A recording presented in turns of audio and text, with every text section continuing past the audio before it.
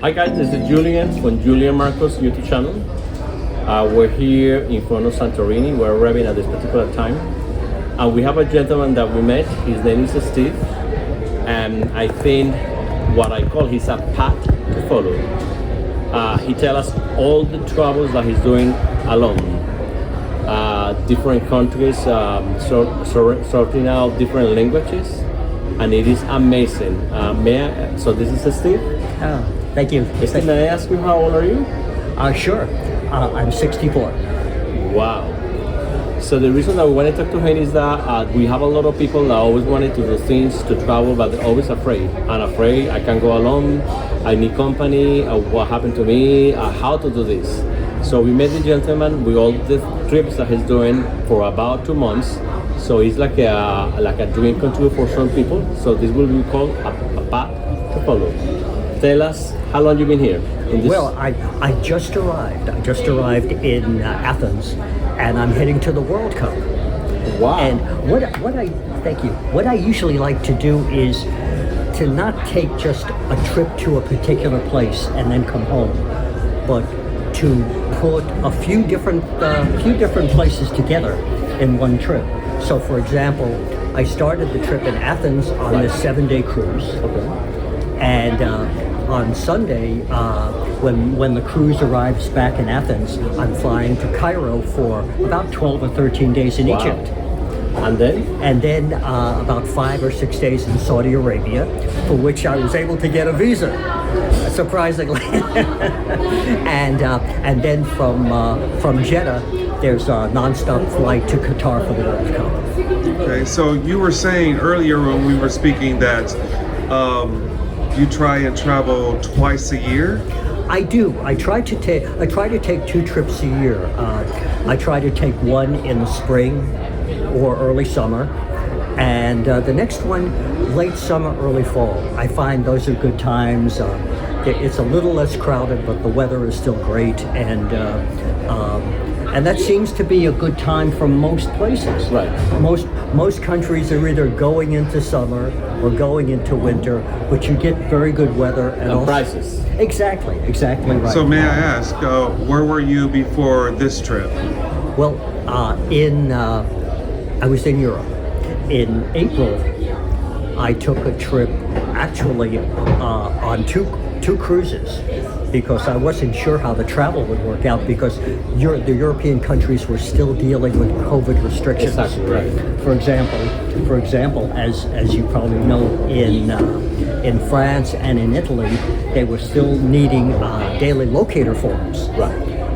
Which created a bit of a hassle. Right. And of course, Spain needed a health form. And COVID tests in and out. So the answer was to take cruises, which only required a test at the beginning of the cruise. So I actually took cruise on the Princess ship, and then another cruise on their sister ship called the Epic. Okay, so specifically, where did you go? Oh, well, for travel, from Rome, where the ship ended, I took a bus to Nice on the Riviera, then up to Paris, across to Brussels and Amsterdam. Amsterdam was celebrating King's Day. Oh yeah, the Orange family. I used to live in Holland. Oh, okay, sure, King's Day. And it's an amazing event. Yeah. It was the first time in 3 years that they had it. Right. And then on to Berlin. Okay. I did a book about 5 years ago called Europe by Bus, and I know the owners and the founders of Flixbus, which is a big European bus company. So I visited them in Munich, and then continued on to Venice and Budapest, and back to Rome for the second cruise. So, and you did all of that by bus? Well, I did the travel by bus. Right, yeah, that's what I mean.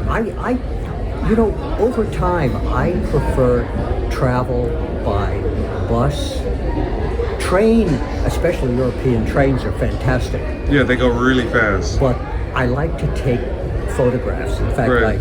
I carry a small camera with me, with a very sharp lens and a 25 times zoom.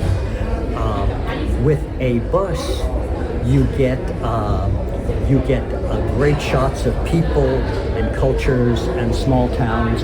On the train, you get panoramic photos, but you're never slow enough to get Right. So on average, on the bus tour you took, which would you say was the longest? From what country to what country was the longest, and which was the shortest? From what country to what country? Sure. Well, the shortest was from Paris to Brussels, which was a bus trip of 4 or 5 hours. Okay. The longest was actually from Berlin to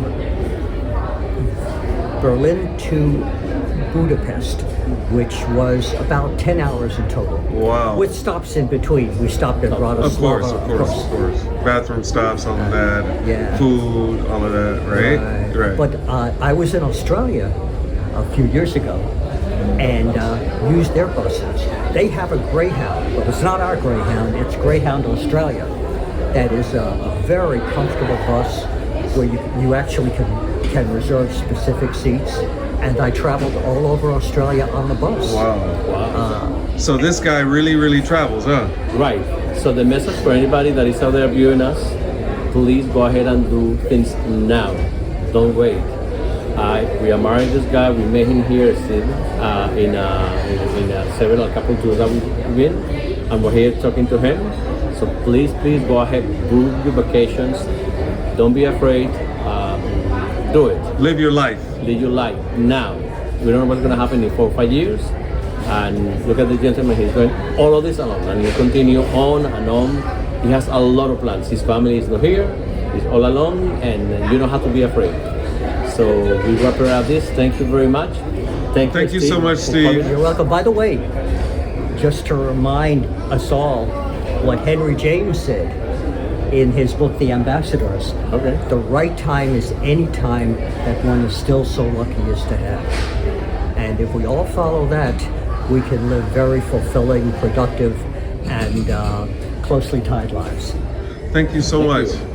So to wrap it up, if you want to switch the camera